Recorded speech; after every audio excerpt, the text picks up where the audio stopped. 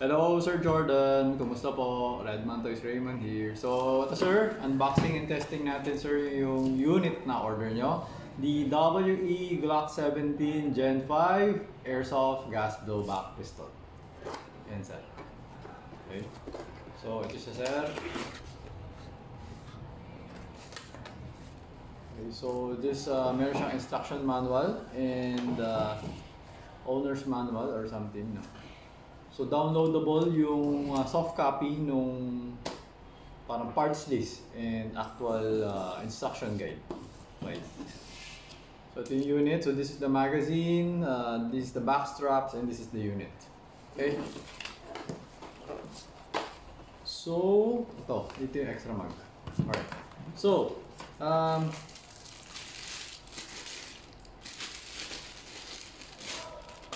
okay. So yan sir. The Gen 5. Okay, so flared yung parang ano niya, parang medyo flared, no? So okay. So wala siyang markings. Okay.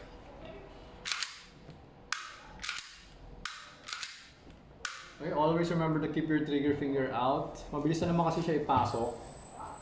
Diba? So, yun, practice mo siya para safe gun handler ka. Yan. Tapos ito parating dito sa may taas to. Yan, ganyan ang paghawak mo. Okay? Tapos always make sure that the muzzle is pointed at a safe direction. Okay? So, if ever na newbie kayo, if ever hindi nyo makita to, marami nang tatanong. Ito yung mga usual question ng mga newbie. Yan sa likod, makita mo, para may bilog. Sabihin sa, sir, normal ba yan? Yan, normal yan. Okay. Kasi parang yung iba, meron kasi ibang mga tao, negative thinker kasi sila. So iniisip nila, defecto. Parang, they always look for negative in people or in things. So parang, pag may nakuha sila kahit na ano, sabihin nila, baka may sira, baka may sira, baka may sira, baka may defect. Ganun. So normal to siya. Okay? So, ano, hindi naman, some people lang naman. Pero marami naman, hindi naman ganun eh. Pero, na-share ko lang. Okay? Ayan. So, dito na tayo sa magazine. So, I need to make higpit. Higpitan ko lang. Para... Okay. Para hindi naluluwag. Ayan. Kundi lang. Hindi po pwede rin sobre kasi pag nasobrahan, sisira. No? So, ito, sakto lang. Kasi may mga o-ring naman to eh. Kaya hindi naman sila basta-basta. So parang hihigpitan ko lang siya parang pinakasagad na part. So ito yung extra mag nyo na prepare natin. Okay lang. Okay. Check natin.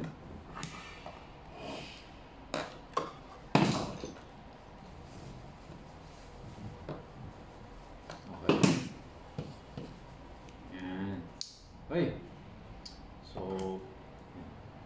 first, lagyan natin ng bala, no? So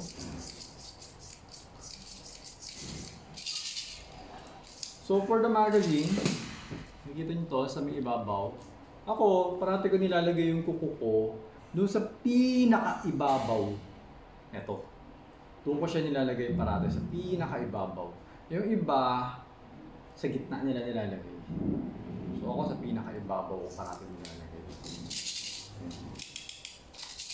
So ganyan ako humawak. Try nyo na lang din gayahin.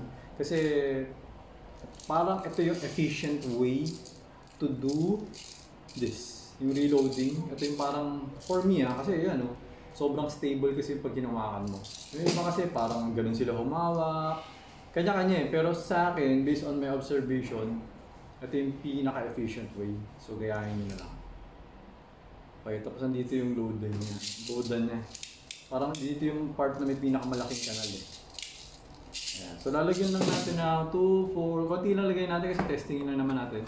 2, 4, 6, 8 pieces for this one. And the other one, okay.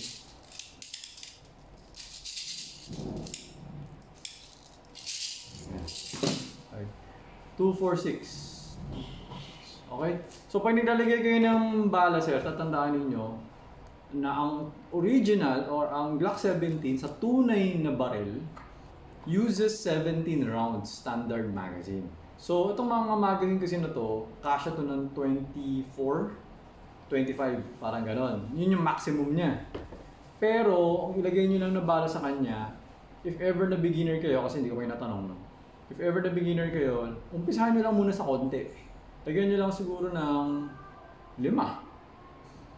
Tapos, lagyan nyo ng konting gas. Iputok nyo. Para lang more or less, matesting nyo din kung gumagana ba yung unit, effective ba yung unit, nag-open chamber ba, and stuff like that. Kasi nga, yung iba, ginagawa nila, pagkakuha nila ng unit, pinupuno ka agad nila ng bala to. Tapos parating nilang gagawin yun. So umpisa, okay pa lahat. Okay. Then, parang nag-open chamber and everything. Tapos, maya-maya, after a while, magtataka sila, sir, bakit di na siya nag-open chamber? Kasi nga, dahil sa pinupuno nila parati ng bala, yung spring, lumalambot. Tapos, may tatanong sila sa akin, sir, ba't hindi na nag-open chamber? Wala, lumambot na yung spring. Kasi itong spring kasi na to, ito yung nagtutulak dito sa follower. Ito rin yung nagtutulak dun sa slide catch na umangat. So pag malambot na yung spring, mahirapan na sila i-push to pataas. Kaya kailangan yung spring para matigas. So hanggat maaari, gusto nyo 10 lang ilagay nyo. Gusto nyo 12 lang. Basta maximum 17. Tapos, if ever din naman, yung iba natatanong sa akin, pwede ko ba itong iwanan ng bala pag hindi ko gagamitin? Okay? So, naisip ko dun is, ano yun? Balak nyo gamitin for self-defense?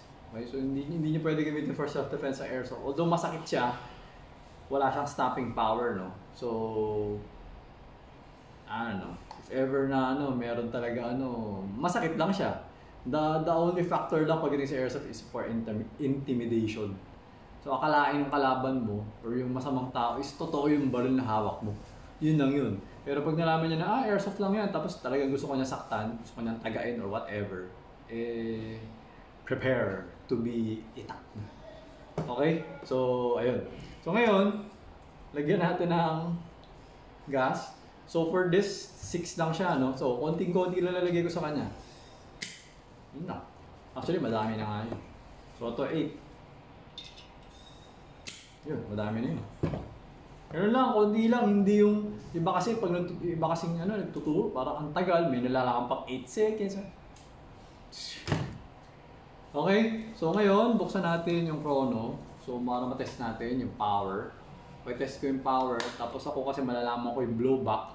So malalaman ko kung okay ba yung unit or may problema yung unit. Okay, so basically sa akin kasi, it's more on sa blowback. Tapos yung sa FPS kasi hindi natin ma-feel. Minsan kasi kahit malakas yung blowback, tapos sobrang baba yung FPS, hindi mo mapapansin. Kaya kailangan talaga natin yung chronograph for the FPS. Yung blowback, nasa atin na yun. Okay, tayo na yung makaka-feel nung blowback. Okay, so, unahin natin yung magazine na maraming bala. So, yan, sir. Okay, so, ganun lang. Always remember na ganyan. Tapos, minsan, kung gusto mong, pwede nyo rin i-practice, no? Kailangan alam nyo kasi kung may bala yung kasi ang difference kasi ng tunay is saka ang airsoft kasi syempre yung power nasa magazine. Hindi siya katulad ng tunay, yung power na doon sa bala, no? So for example, may bala dyan, tapos sabay natin walang magazine, pwede mong kunyari ganyan, may bala, pwede mong kalabitin, hindi siya puputok kahit may bala yun. Pag ang tunay, syempre puputok, di ba? So kailangan alam mo. So, ikaw, practicein nyo rin. Minsan, may tinatawag na chamber check. Check nyo rin. May bala ba ito? Ganyan, kasan nyo lang. Makikita nyo naman actually. Ayan. Makikita nyo dito eh. Pwede nyo silipin dyan. Makikita mo may puti. Pag wala ka nakitang puti, tapos nakita mo parang all black lang. Unless black yung BB na gagamitin mo. Kasi white yung ginagamit natin. So, pag gumanong ka, makikita mo talaga na, okay, walang bala to. Kasi walang puti. Gets mo? Ganun siya. Pero kanyari, syempre, pag black yung BB na ginamit mo, medyo mahirap makita kasi itim yung BB. Pag gumulong ka itim, akala mo walang bala. Okay? So always practice rin yun. Chamber check. Yun. So yan, walang bala to. Okay? So pwede natin hammer down, whatever, ano. So, pasok natin. Matesting na. So, ganyan. Ayan yung BB. Okay? Yan. Kila mo, bitawan mo lang. So, ngayon, to may BB na to. So, ready to fire. Okay? So, medyo takpan ko lang yung tenga ko dahil malakas. Yun. So, medyo malakas din siya. So, pag hindi kayo familiar sa airsoft or first time nyo, medyo magugulat kayo konti. Kaya minsan, maganda rin pag konti lang yung bala na ginagamit nyo. Kung gusto nyo, isa lang muna ilagay nyo. Iputok nyo muna, tapos mag-open chamber yun kasi isang bala lang ilagay nyo. Di ba? Ganun pala kalakas. Tapos dagdagan nyo na ng ganyan 3. Tapos ganyan 5. Okay, so yun, something like that. So ayan, we got 365 for the first shot. So, okay, normal. Good. Second shot. Okay, malakas yung blowback niya. 362.2. So, okay yung unit, no? Wala tayong problem dyan. 357. Ayan. Ubusin ko na to. Or hanggang sa... ilan na to? Ilang shot na to? 6 yata. 7 shot na ba? Ayan. 336. So, may bala pa ba to? Wala na. 7 shot na eh. So, meron pa isa dito sa chamber. Okay, so mag-change mag tayo. I remove the old nut. So, pasok natin yung isa. Okay. Then, okay. 378. 368. Busin natin.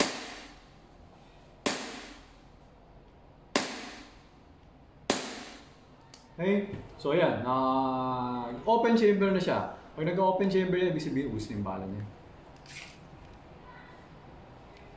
Okay? So, ayan. The unit is working perfectly. Okay? So, ngayon, ganyan.